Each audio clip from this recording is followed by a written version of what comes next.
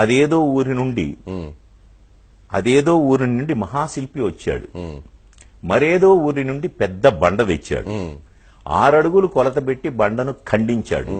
మిగిలిన 3 అడుగుల ముక్కను పక్కకు తోసేశాడు. 6 అడుగుల బండేమో విగ్రహమై వెలిసింది. 3 అడుగుల ముక్క బండ చాకిరేవు చేరింది. కంపు కంపు మనసులన్నీ దేవుని ఎదుట నిలిచాయి. కంపు కొట్టే బట్టలన్నీ బండ చుట్టూ పేరాయి. గొంతెమ్మ కోర్కెల గొంతులన్నీ తీర్థంతో తడిశాయి. మురికి మరకల బట్టలన్నీ నీటిలో ములిగాయి.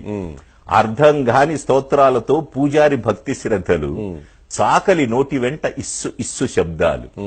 శఠగోపం పవిత్రంగా ప్రతి తలను తాకుతోంది. పవిత్రతకై ప్రతి బట్ట బండను బాదుతోంది.